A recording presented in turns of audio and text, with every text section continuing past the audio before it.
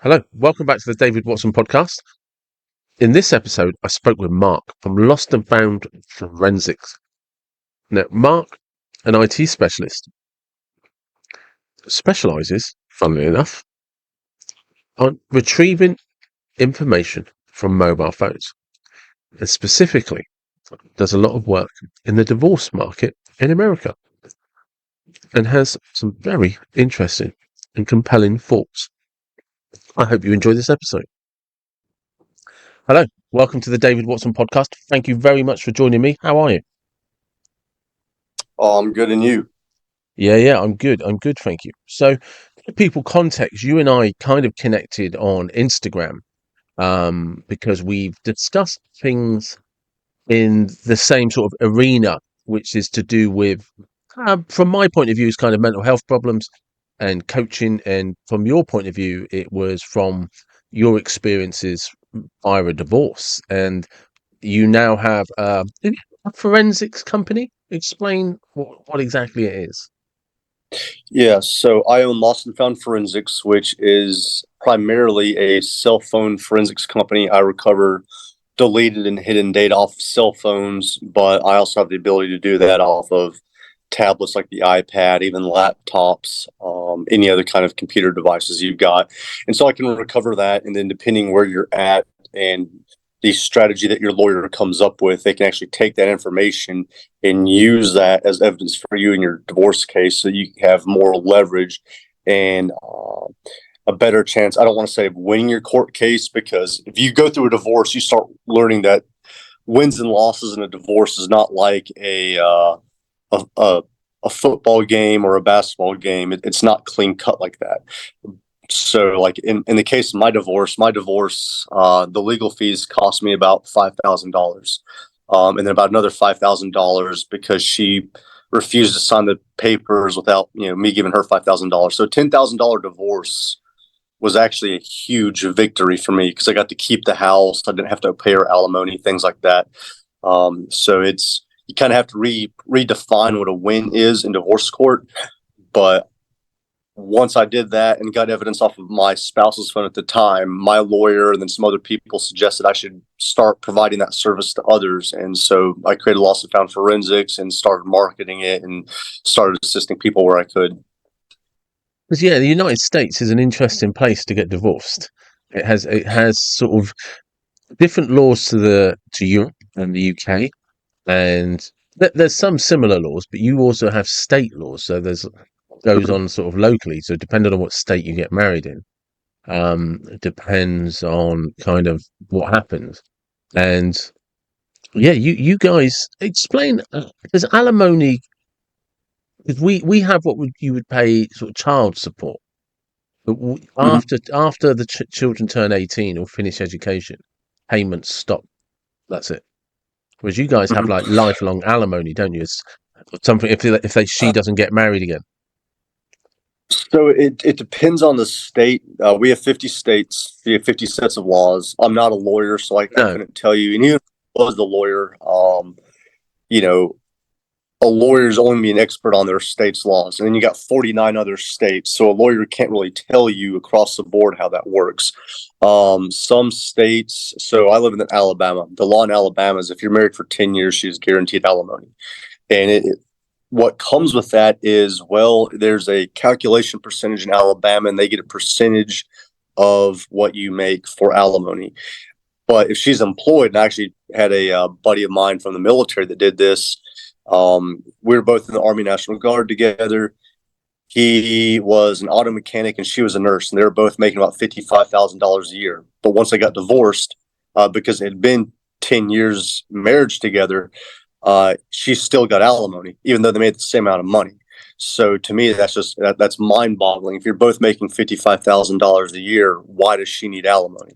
That makes zero sense. Now Mm. they had kids, and she got primary custody, so obviously there was child support. But in Alabama is an at-fault state, so if you can prove infidelity, or if they're mentally ill or whatever, if by mentally ill I mean borderline personality, Yeah. narcissism, sociopath, you can get a judge to actually drop the alimony. But In states where it's what they call a not at fault state, then it's just not going to matter, and you're probably going to have to cough up alimony. But again, it depends on the state. It's not all 50 states, from what I understand. Because I mean that's one of the big things with the United States is its marriage laws and divorce laws. Really, it's a game of jeopardy because you really just don't know what sort of if you don't know the state laws inside and out, you can end up in a Mhm. real terrible position. And it's all well and good that everybody goes into a marriage with the best intentions. If it doesn't work, it doesn't work, and you've got to find a way out. So, how did you get into the forensic side? Because this is something I know people can do, but I don't understand how any of it works.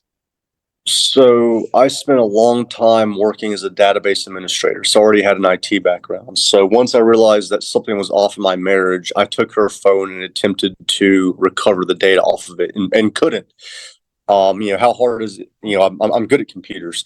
What I quickly found out was the hardware and software on a cell phone is completely different than that of a computer or a server stack system. And so, a statistic that I like to bring up a lot because it was one of the first things I started researching cell phone forensics that I came across is over 80% of the world's computers are cell phones. Less than 8% of IT professionals are qualified to work on cell phones. So there's just this huge gap and void of knowledge and ability to get information or work on these devices. And part of that comes because the cell phone industry is kind of based on a use and toss away mentality so they can generate more revenue. So there's no need for technicians. And a lot of times when you call Verizon, T-Mobile, AT&T, whomever, most of their support guys can't even help you a lot of the times because really they're more trained on, well, look, we'll just give you this discount. We'll let you, drop whatever payments you have on your phone, and then we'll just allow you to buy a new phone for $1,000. And so they just, generate insane amounts of revenue. I know for 2022, Apple made $302 billion off of the iPhone alone. Samsung made over $63 billion in Galaxy sales. AT&T and Verizon both made over $100 billion. So that's how much money the cell phone industry generates, and it's designed for Yeah, your phones not being able to be worked on. yeah. But how? Because am I correct in saying that if you delete something, all you actually do is delete the address to where it's saved on a phone? Is it kind of how would you explain it in layman's terms? If I think I've deleted messages, where are they? Okay, so everyone has a house. Let's just say everyone Yeah. has a 4-bedroom, 4-bath house with an attic, and you collect furniture, and people don't want to throw furniture out. So what do? You take that furniture you don't want anymore, and you put it up in the attic. All right. So on a cell phone, that's what you call slack space. You're Hmm. taking it from, one of the bedrooms in your house and you're putting it into the slack space. The problem with the slack space is it's not air conditioned. You got some bugs in there. Dust starts to collect. It gets really cold in winter, hot, and so it weathers the furniture you put up there slowly because it's not in the direct elements, but it's not as taken care of as when it's in the bedroom. And that's how it works in the cell phone is you actually have the files in your phone where data is meant to be stored, and then you have the slack space where it just kind of gets tossed, and then it starts to kind of decay a little bit. But I can still basically just put it this way: you don't have access to your attic, but I do. I've got the key. So you Yeah. hire me, I key out, I go into your attic, and I drag your chest of drawers back downstairs for you. So, but am I right in the principle that nothing's ever really deleted, even if you think you've deleted it? Pretty much. Yeah. Pretty much. If you don't want me to get a hold of it, you probably need to put your phone through a wood chipper. Yeah. Yeah. Yeah. So yeah, I am because that's what I'm saying. I don't quite understand the process, but I remember somewhere that basically someone said whether it's a computer, a phone, laptop, or whatever, if you don't want somebody to see what's on it, burn it. Yeah, well, even in some cases, if you don't burn it thoroughly enough, if I can get the memory chip, the hard drive out of there, I can still plug that into a reading device and still gain certain information off of that. And then the American FBI is actually working on ways to where they can open up and do what they call a micro read. Now, this technology doesn't exist yet, but basically do a micro read and read the ones and zeros of binary, and then put that together and what the images actually would have been. It's yeah. Everything is just becoming a sci-fi world, whether you want to or not. So, what is it that's happening then? Because you and I kind of, in some of the stuff we do, whether it's intentionally or unintentionally, we kind of skirt along the edge of the red pill manosphere, which Mm-hmm. I don't think we do intentionally. We're not actually. You and I, before we start recording, talked about the fact we're neither in favour of men or women. You know, we help both. We don't care. You know, I coach both. You'll recover forensics for both. Um, but one of the things that where divorce is most spoken about and infidelity is in the red pill space, the manosphere space. So how are Mm-hmm. you kind of like finding that from your own personal experience? So there's an analogy that someone once gave me that I really like, and it is if you take 10 people and you put them around a campfire, and you make everyone stick their right hand in the fire for 10 seconds and pull it out, and then you ask all 10 people what just happened, you're going to get 10 different responses. Some people say, "Oh, I'm permanently disfigured. I'll never be the same." Other people say, "Oh, it hurt, but I learned that I can endure it, and if I can endure this, I can endure anything." And so people, I think part of the red pill space is people have different experiences, and so they go into the red pill space looking for different things, and they come out with different experiences. Um, my exposure to it was it's very hard as a guy getting assistance in a divorce because, and this isn't a societal thing. It's just as a guy, I have a suck it up and drive on mentality. Yeah, I look at other, I kind of feel like they have that, and then you kind of tell men because that's your mentality. You tell man, just suck it up and figure it out. Um, but it's a lot easier to do that if you get assistance from time to time. I can start sucking things up once my divorce is over. I yeah, can move past my divorce if it doesn't financially bankrupt me. And so I kind of do try to assist men in that where it's, you know, bottom line, this is not going to be fun. It's going to be a miserable experience for you. Let's just try to lessen the impact of how miserable that is by getting data that you can use to make your divorce go faster and make your divorce be less expensive.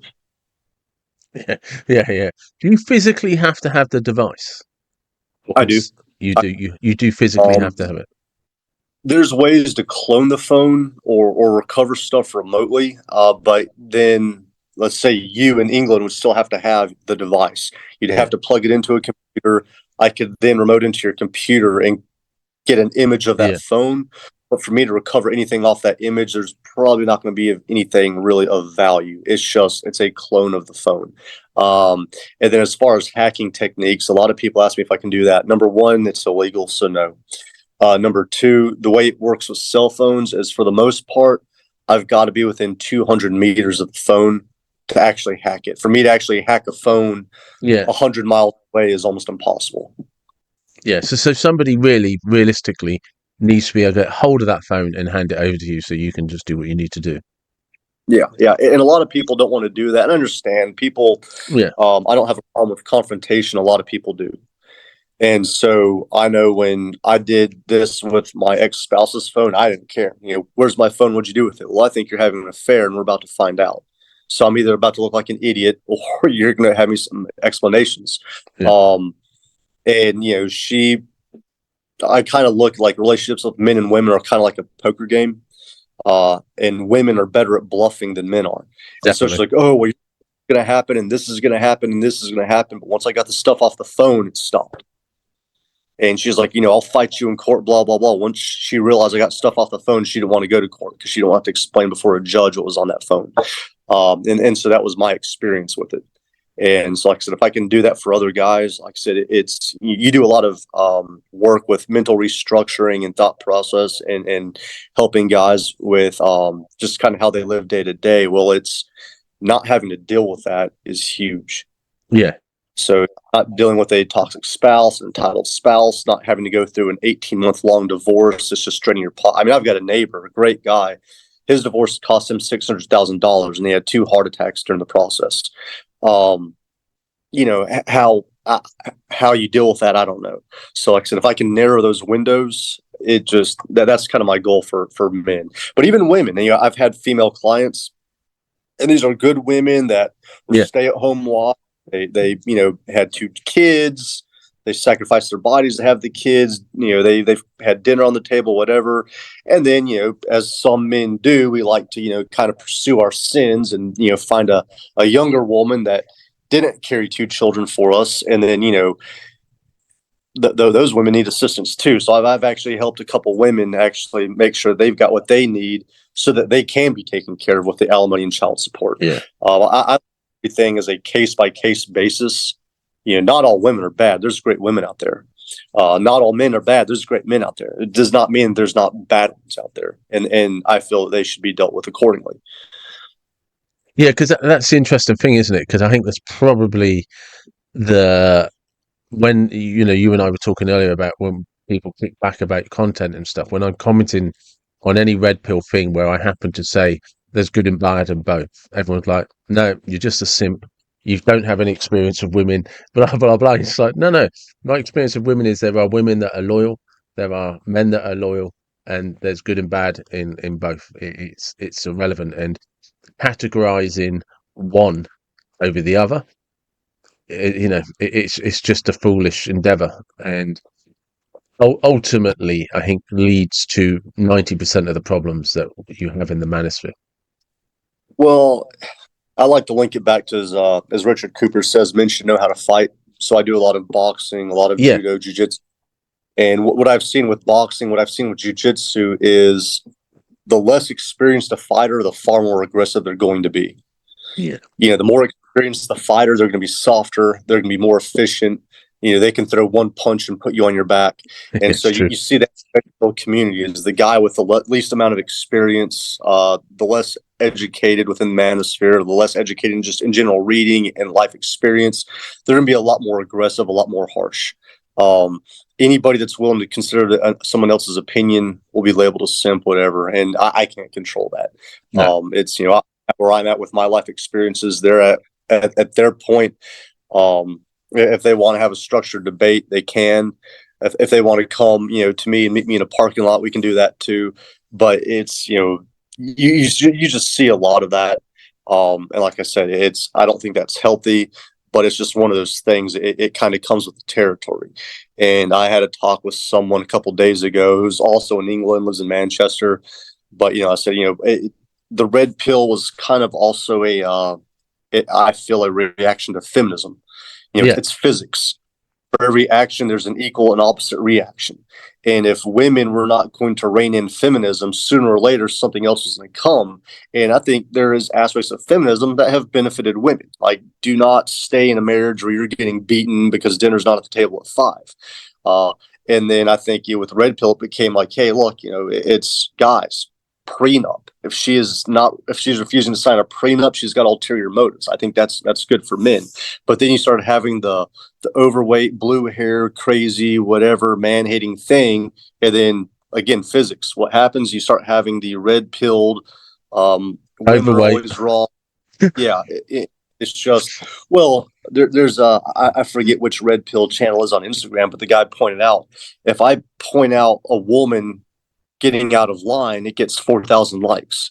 Yeah. But if I say a guy needs to get his butt in the gym, start lifting weights, start eating meat and vegetables, and lose weight and get out of his mom's basement, that gets less than 200 likes.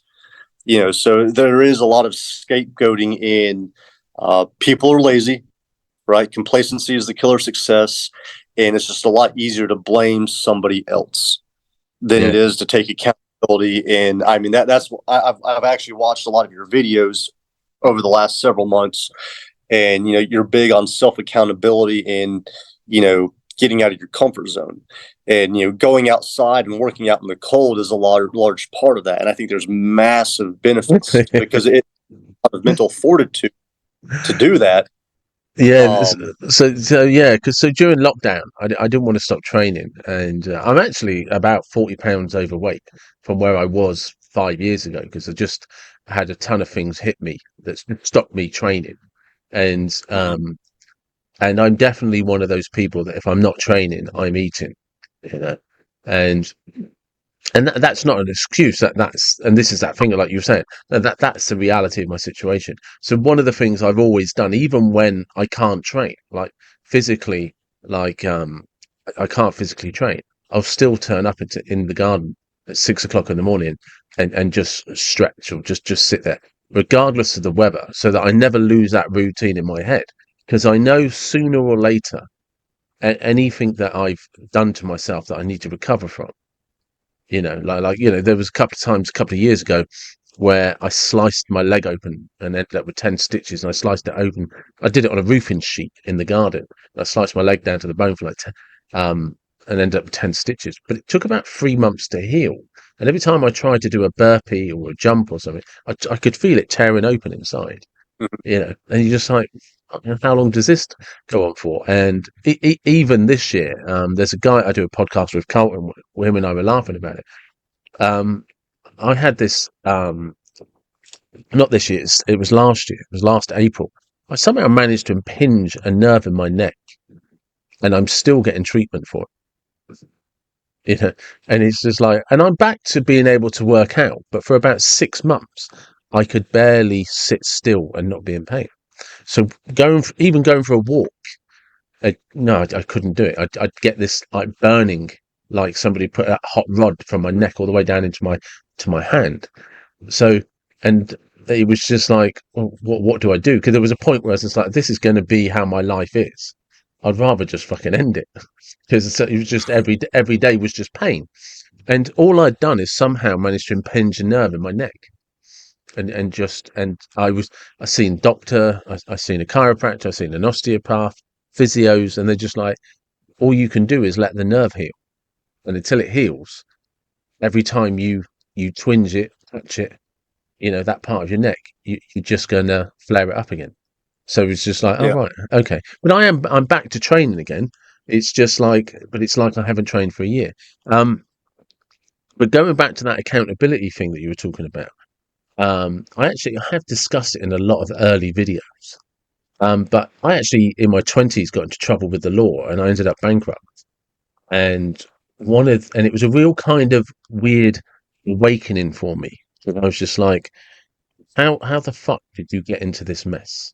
And I looked at like some of the jobs I'd had, and I could remember I had a fairly good job for a guy that didn't have any education. And I remember turning up for this job almost every Friday after lunch, pissed. I'd just been out drinking with the boys at lunchtime and come back to the office drunk. And I know, and I was doing all of these things, and I was getting into different trouble and stuff like that. And then, like I said, one day it all imploded. And I ended up in trouble with the law. I didn't go to prison, but I did nearly end up in prison. And I ended up bankrupt and stuff like that. I lost my bank accounts and all of that. And I had to sit there and have a long, hard look, like a real long, hard look. And I promise you, I had at least 10 excuses for every scenario that wasn't my fault. And then one day I was just like, yeah, that may be so, but it's still your fault. It doesn't matter what anyone does to you. That reality belongs to you and you alone. And everything is about how you react to that reality. And trust me, I've spoken to a ton of people and they'll be like, yeah, but it's not fair. It's not fair. I didn't deserve it. I didn't deserve that. They did this to me. Yeah, yeah. All of it is correct. You are not wrong, but it's your reality. And until you accept responsibility for it, nothing changes. And that one lesson that I taught myself is right from here on in, it's all on you. Yeah, so someone told me a couple of years ago that everything you do in life, there's a price you have to pay. Yeah. And so I did 20 years with the U.S. Army. I had great experiences in that career. I had horrible experiences in my career. And some of it's like, well, this person screwed me over out of rank and a promotion. That's and it is their fault, right? But it's Yeah. like at the end of the day, there's a price I have to pay. And because I wasn't willing to go to the extents that they were willing to go, even though I felt those were immoral. I suffered. Um, and so that was, I wasn't willing to pay that price. I wasn't willing to sacrifice my integrity to get ahead. And sometimes that paid off, sometimes it didn't. So I don't look at anything as like it's my fault, their fault, whatever anymore. I just like, was I willing to pay the price or was I not? And if I'm not willing to pay the price, then I don't get to complain about the results. If you are willing to pay the price, understand though there's still buyer's remorse, right? It's simple Yeah. economics. So even with my own lost and found forensics company, it was, if I start this company, am I going to be willing to pay the price if it doesn't succeed? If it does succeed, and then it causes headaches. I've paid a lot of money out of pocket to get this my company funded that I could have used on anything else. If I had chosen not to start this up, was I willing to pay that price? Oh, what could have been? People that I have the opportunity to assist, like that does feel good seeing people like, it's, for a lot of the women, I don't actually help them recover data off the phones. I do cybersecurity, personalized cybersecurity consulting. And I help them get a new phone and set that up because their husband's got like a little tracking app that says where they're at. And they can, like a parental monitoring app that they put on their wife's phone. And I help them, circumnavigate that. And it's just, as I talk to them over the course of a 2 or 3 weeks, I can see their entire temperament changing because they now know that their husband can't control or isn't aware of every little thing that they're doing. And so for me, going down this road, although it has been very challenging and time consuming and financially consuming, it's been worth it. So I've been willing to pay that price. But anything I look at, even if you go back to when you were dealing with those struggles when you were younger, were you willing to pay that price or were you not? And regardless, you paid that price and that led to where you're at now. So obviously, those investments paid off, maybe not how you initially intended, but you learned from them.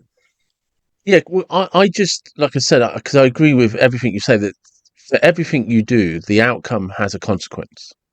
And that can be, you can decide whether that's positive, you can decide whether that's negative. But every action has an outcome to it.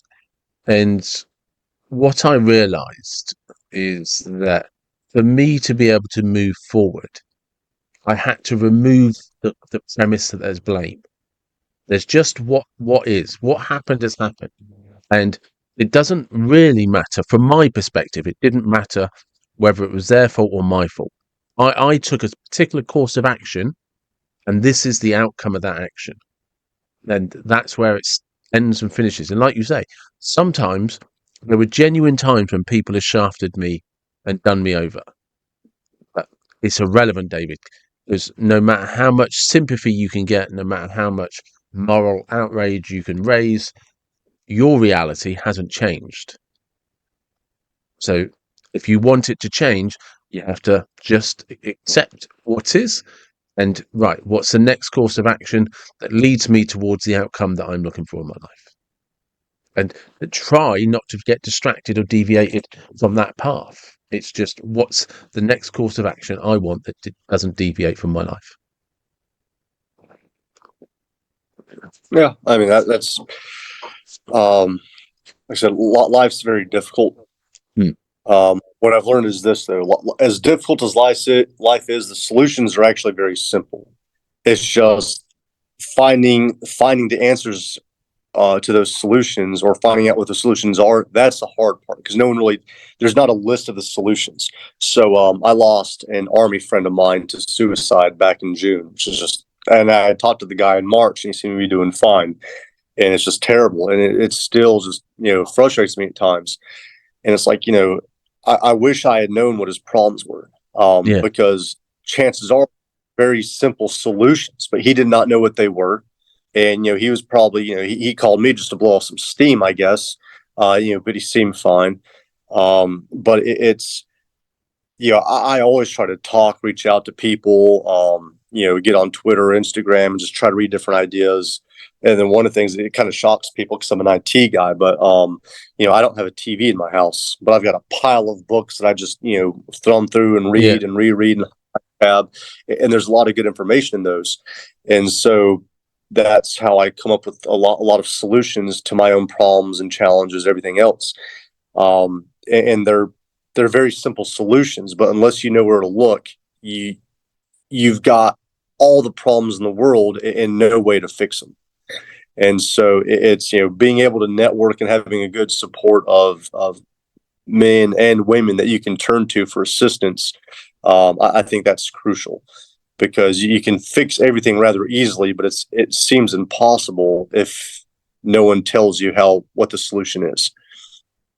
It is. It's difficult. I mean, I often get guys reach out to me on my channel, and as far as I'm aware, I've replied to every message, and I even follow messages up a week or two later just to say, "Hey, how are you still doing?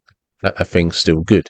And that's only because when I was in a really dark place, the internet really wasn't the thing that it is today.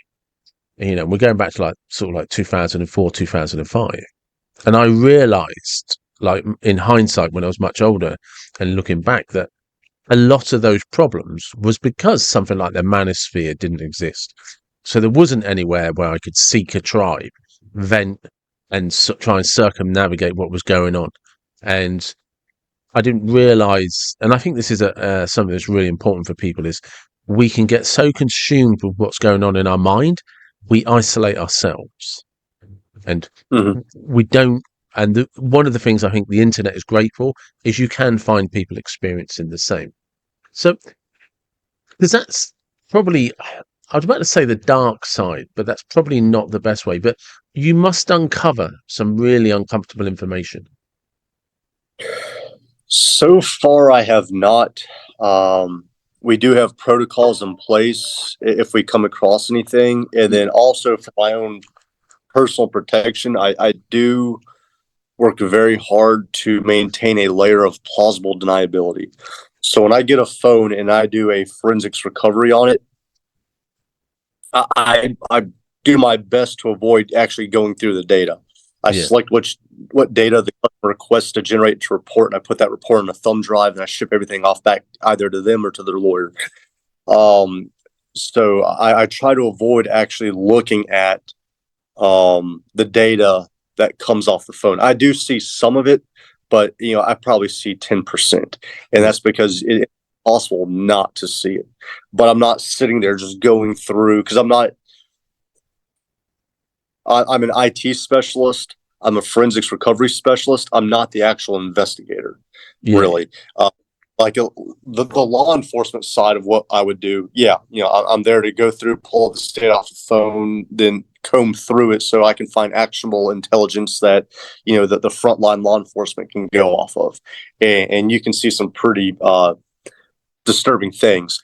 From my aspect, I avoid it. I do have alerts on my software if certain things are detected. That's never happened yet. But obviously, I would have to turn everything over immediately to local law enforcement, wash my hands of it, notify the customer, hey, this has now become a legal matter outside of my capabilities. And by law, I'm required to turn stuff over to the police. But that's never happened. Although, if I do this long enough, sooner or later it will. yeah. Do you see, whether it's with men or women, and if it's different, I'd be interested in that as well. Do you see any patterns when it comes to the cheating? Yeah, men are more impulsive.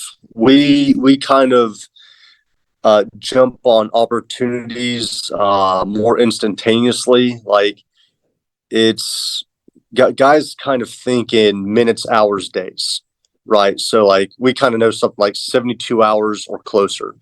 Women, women, it takes longer. The soonest a woman might work on something is 3 months, but that they can take a year. Change where they get groceries, change routes they take to and from places, to and from work, change where they go to the gym. They kind of slowly and more meticulously just subtly change aspects of their life. So 8 months down the road, they can start cheating without the husband being aware because they were very careful about it. It's I forget how guys kind of talk about how women control or hold the keys to sex, men Yeah, don't. And yeah, so that's because of the Richard Cooper quote, isn't it? Women control access to sex, men control access to marriage. yeah, and so as a result, because it really comes down to sex in the end, is the guy jumps on the opportunity as soon as it gets proposed to him. To where women, because they control the access, they can take their time.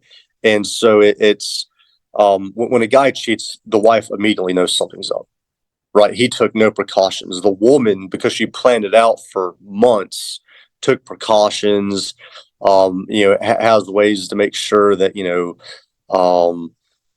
okay, does this guy have a girlfriend or a wife? I need to be worried about finding out and then alerting my husband or boyfriend, things like that. So it's women are a lot more cautious about it than men. Right. So, so your experience of with forensics on the phone is with women, it's much more premeditated. It's more, well, you start talking to the husband when you start talking to the wife, and it's the indicators that led to them. Um, it's the indicators that led to them bringing me their phone, right? So it's the husband's like, well, she's been doing this, and this month she was doing this. It's like woman, it's like within a 3 week period, 3 weeks or less, like she knew. Toward the guy, he's like piecing together a story that took place over the last 6 months to 2 years. Yeah. And then you get the phone, and it's the timeline that I can create off of the data from the phone. Well, women have this. If you send me your wife's phone, there's a really long timeline. If you send me the husband's phone, there's a very short timeline. But then you also have where men just seem to be more technologically savvy. Now, women are better with social media, but men are more likely to download apps like Telegram, Signal, and use that solely to facilitate an affair. Women are pretty much going to use more like Facebook Messenger, Instagram, Snapchat. Right. So yeah, so that kind of plays into the stereotype that men can be more geeky about gadgets and electronic devices and stuff like that, whereas women, and I'm stereotyping, so it's a big generalization, but you know, I don't think there's wrong stereotype. It's just the way it is. Is men are more technically gifted. We're the builders. yeah, Women are more seductive. They're human to human interaction. So it's men cheat, women cheat, but how they go about it is completely different. yeah. It's interesting. It's just interesting because I never, interestingly, with my coaching, I rarely get into conversations with people when they've cheated. Do you know what I mean? Because I tend to deal with the person that received the toxic behavior. So even if they may have cheated, it rarely comes up in conversation. And if it does, not about how they went about doing it. So in an area of practice, I literally couldn't suggest to somebody, these are the signs that somebody might be cheating on you. Outside of what people Uh, would, the classic, I found a receipt in their pocket. yeah. So generally now you can pretty much expect how they act with their cell phone to change. I know with my own case, it was she used to give me I never remembered the pin to her phone, but she used to give me the pin to her phone all the time. Then once she started acting differently, she started using the fingerprint swipe to get in. She quit Yeah. using the pin. She would always keep the phone face down. She switched it to where it says, "Hey, you've got a notification," versus, um, you know, Janice sent you a message on Snapchat.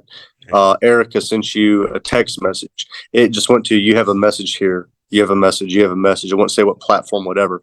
And then I start hearing from my clients. It's the same. You always just hear the same thing as far as how they act with their phone changes. My husband used to just put the phone down and go use the bathroom. Now he has to carry the phone with him all the time. My wife used to, put the phone down when she'd go do this. Now she basically has it with her in the shower while she's showering. And so once people start cheating, they get very protective with that phone. And the truth is, this got reinforced. I was on active duty with the Army. I was with 10th Mountain Division. And I got to lead an intelligence team to work with Homeland Security. And so they actually had a cell phone forensics division. I actually got to work with them because I'd already been well immersed in the whole cell phone thing at that point. And, they said it best is people put their entire lives on their cell phone. And you want to know, like, what goes through someone's head? Like, do you want to know the real Mark Gibson or the real David Watson? Go through their Google search history. Yeah. And you really find out who someone actually is versus who they pretend to be out in public. Now, some people, my father, I always bring up this example. Uh, my dad loves University of Alabama football, Los Angeles Dodgers baseball, making his own beer and motorcycles. You go through his search history, it's those four things. It is consistent.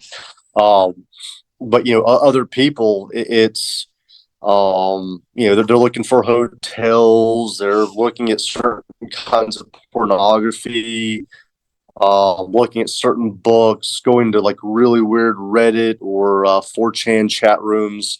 What's the Discord chats? And so you're just kind of like, this person is living a completely alternate lifestyle. Yeah. I mean, that's the thing, isn't it? The phones that we have today, because it's interesting, isn't it? When I think about, I often bring this up in conversations with people. If you think pre-internet, you often couldn't act out a fantasy. You had to live within the confines of where you could walk or drive, and how you would meet people. It was adverts in magazines and stuff like that. And whereas now on the internet, it's a Google search or it's a Reddit community. It's you can access something within 5 seconds that nobody need ever find anything out about. So every little fantasy that you might have can now be played out just by a Google search. And before you know it, you can find an entire online community and immerse yourself in it. Even though I've yet to see a statistic, I think there has been a rise in infidelity through social media. Um, we live in a lifestyle now where everything is a lot more convenient, and therefore we get bored more easily.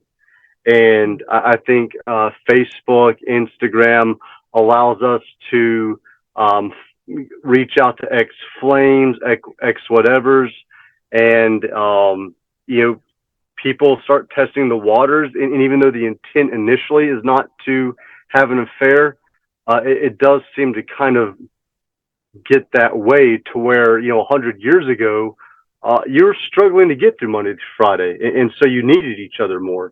And I think that's kind of led to a lot of the infidelity that I've seen. It's in most of these cases, it's just people become. I kind of think they get lackadaisical in their own relationships. For my own experience, there was a lot of strain from our relationship for several reasons. One of which is I was in the military, and we were separated by about 9.5 hour driving distance.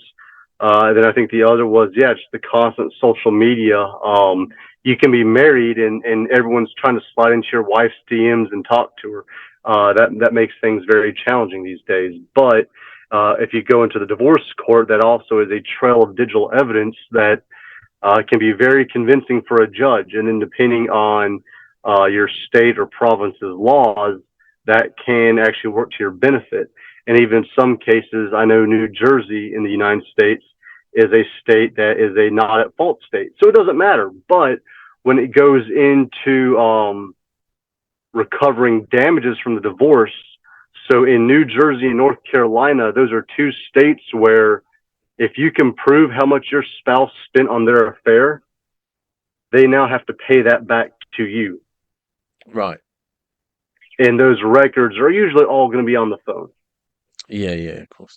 But it's interesting, isn't it? We've moved into an area that we don't know how to navigate for lots of different reasons. And like you said, 100 years ago, the only attention you could get.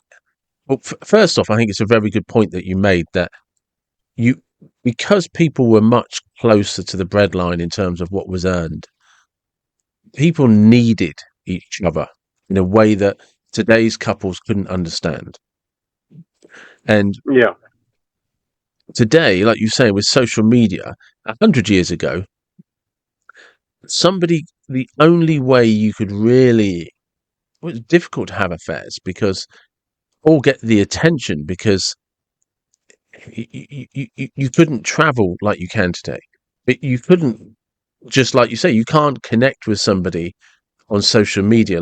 Like You'd actually, if you wanted to catch up and see where somebody was once, you'd actually have to find their address and send them a Yeah. letter. And there's still, that's not discreet because somebody might see the letter. Whereas now I can slide into somebody's DMs or they can slide into mine, and we can have a conversation 1,000 miles apart. But then one of us can make an excuse to go away somewhere for the weekend. It's, Well, and you also used to not have the time for an affair. You're just too yeah, busy. yeah, that's true. It's, so what do you see? Was there anything you found that surprised you in terms of human behavior or patterns? Uh, I think a lot of it just comes down to complacency. It's with a lot of it, and I think the reason why a lot of you hear this a lot, even especially in the red pill community, regardless of who you listen to, everyone's kind of saying the same thing. If a woman gets bored, she'll cheat on you. All right, so that's a fair point. Women get bored, they cheat.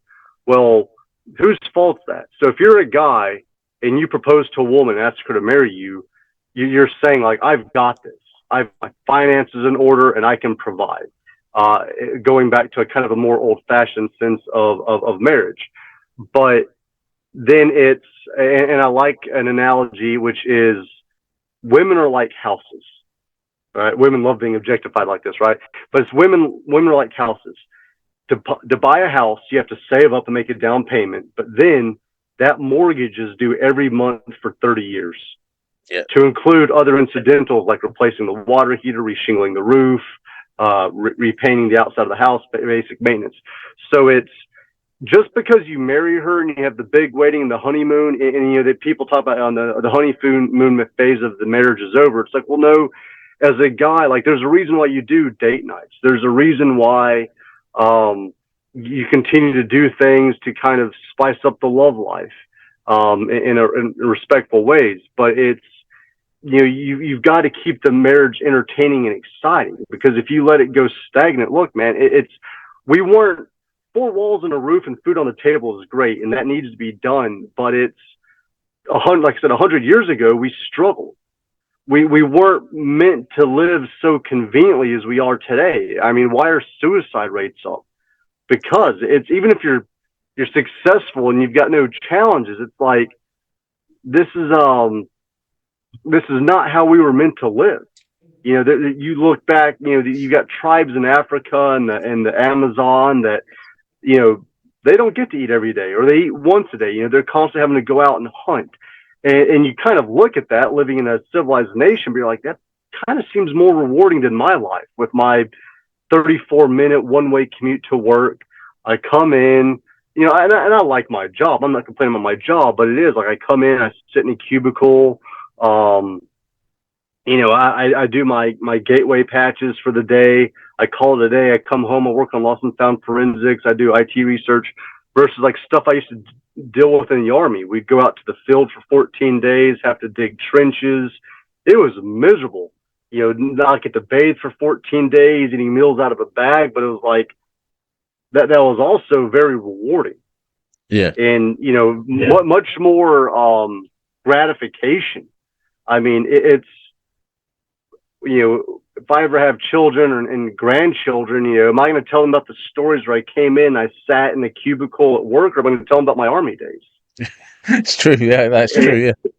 And it's the same thing. It's like, we're not meant to live like that. Well, women are not meant to just sit there and just be bored and like, there's a certain amount of adventure that they need to go on too. Like, I get it. You come from work, you're tired or whatever, but hey, you know what? Taking around on a date's good.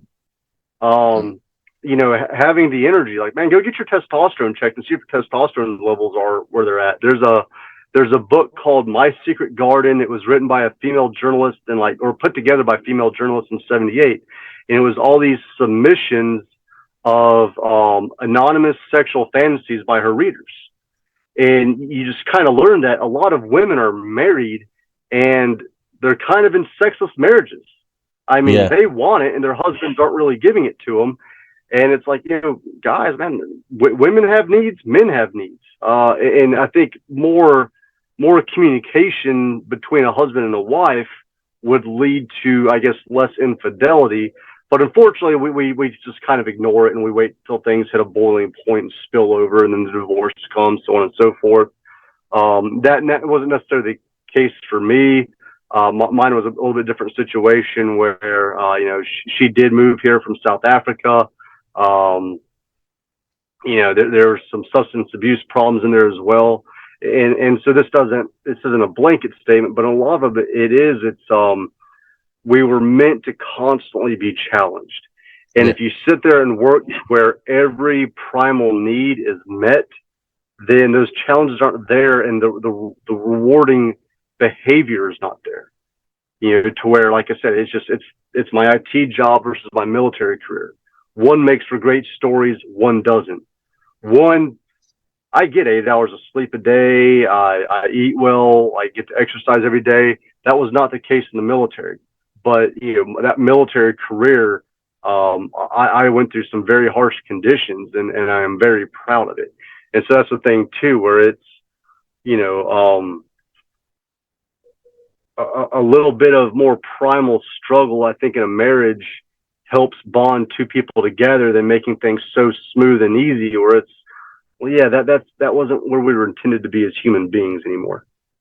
I think it also helps just from a male perspective when you're in a relationship, if you don't focus entirely on her. And I don't mean like ignore her or anything. I mean, the amount of men that I've coached who get themselves into unhappy situations, they get themselves out of shape, they give up on their hobbies, or they immerse themselves too much in their hobbies. Instead of, like you were saying, like date nights should be a thing, weekend breaks should be a thing.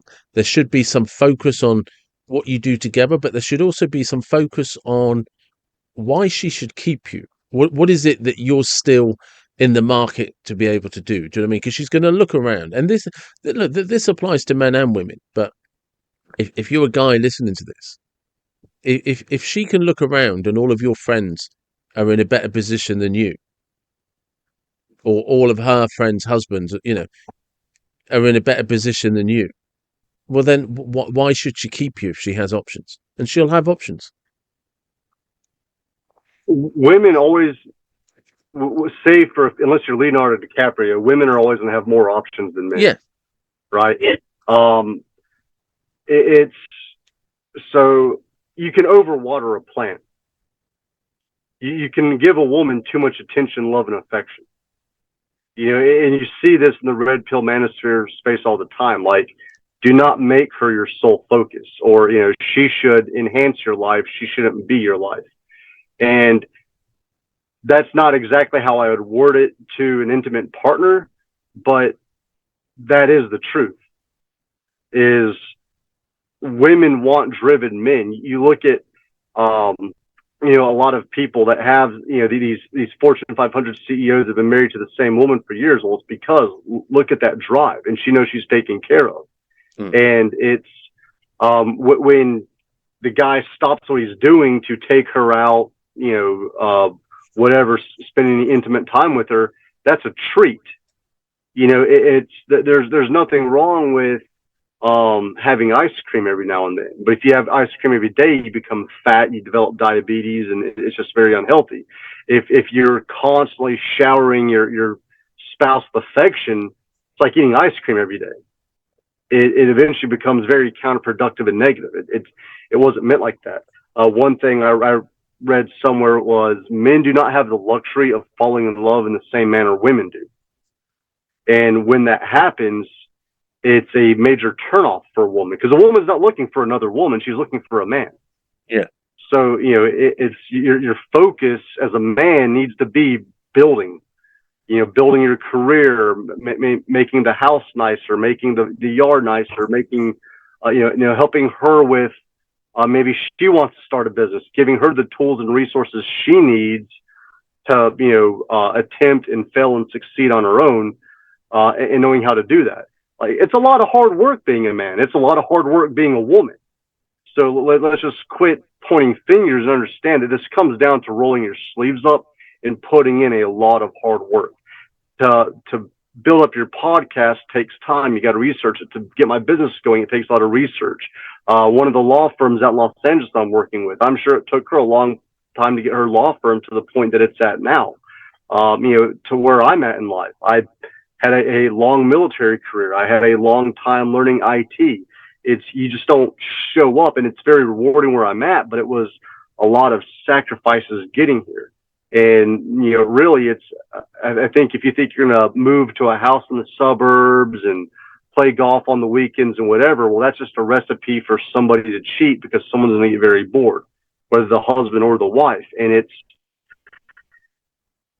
just, but also you have to be conscious of. And that is, are you doing what you need to do to keep her engaged?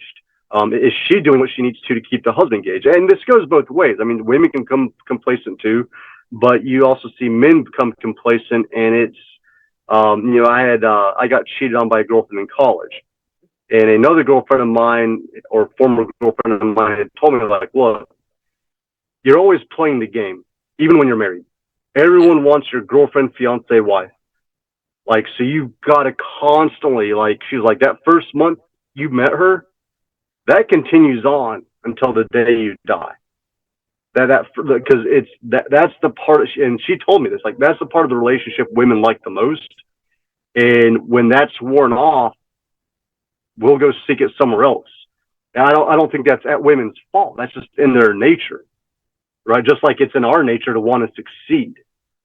And, women need to learn, like, hey, I've got to get out of his way because it's time for him to succeed. Just like men need to learn, like, hey, I've got to, come up with ways to have her re-experience that first month that we met every single month. And if you're not willing to make that commitment, then, that's fine. Just don't get into a relationship. No, I agree. I think that's that thing, isn't it? Is both sides can be guilty of it. And I think you made a very interesting point and I think this is where men are very bad, is don't blame nature. It is what it is. A female is a female, a man is a man. And especially in the manosphere, that red pill, they get so focused. I mean, Richard Cooper does a very good explanation of, don't hate women because of female nature. It is what it is. Your job is to put yourself in a position that you are always her best option. And it's as simple as that. And if you're not, or she thinks you're not, then walk away. Never chase, just walk away. And understand, it takes a lot of work to be her best option. I do one 72-hour fast a month. I eat whatever I want, but I normally don't eat breakfast. I eat 2 meals a day, and once a month I do a 72-hour fast. Not the most fun I have. No. But you lose 4 or 5 pounds in that 3-day period, and that keeps my weight at a certain point. I go to the gym every evening. To be able to be as successful as I am and make the money I make, I don't have a TV in my house. So when I get home, I get on the computer and I start learning more IT stuff, because that's what I've got to do to maintain my level of success. And I've got to put in the work so that I am a woman's best option. And so I've got a lady friend now. Things are going well, but it's, I've just made sure where it's like, if she was to leave me, it'd have to be because she was crazy, because I make sure that I am her best option. And that's not something that you just wake up and it happens. It's Friday night. I'm not going out. I'm going to the gym. I skipped lunch today. So it's, I'll go home after I go to the gym. I will do more studying. It's a lot of effort, but right. The rewards are worth it. And it's when they say that she looks at you with that genuine desire, that's the payoff. But it's, it takes a long time to have the money to buy a house. It takes a long time to be the kind of guy that a woman wants to be with and she won't leave. And that takes a lot of work. And it never stops. It never stops. Yeah. Just, I'm just being mindful of time. And I just want to finish up with something. Based on what you've experienced from, not just because you've pulled content from the phones and from computers and stuff, the forensic side of it, but I am assuming, but I'm assuming that because you get kind of pulled into that arena, you see the way people behave, both good and bad, especially when somebody finds out they're the one they believe to be the one that has been cheating on them, whether it's a man or a woman. Once they find out, and from a point of like protecting their mental health and their own integrity and getting through the dark side, what would your advice to them be?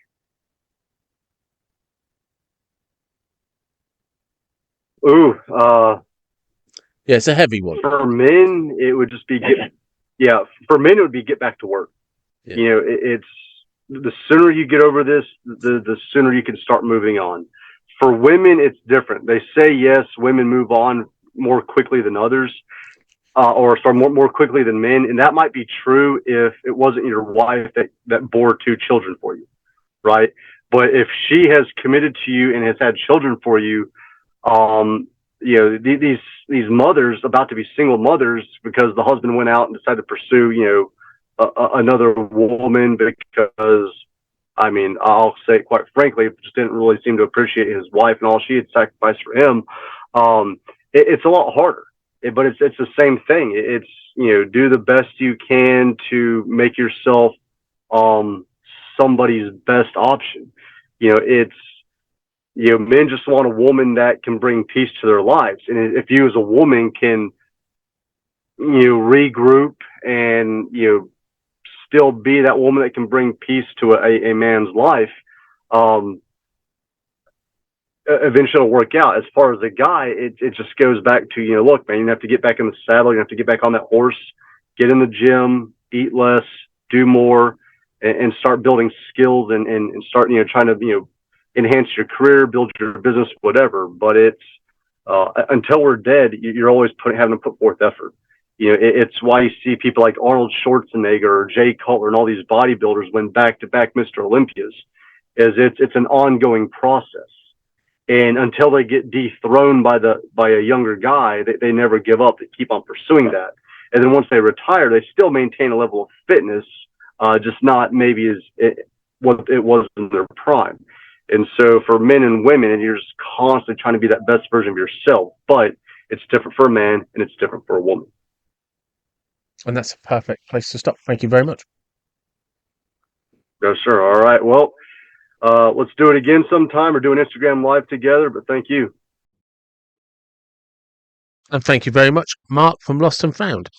Forensics side of life, the one that catches everybody out.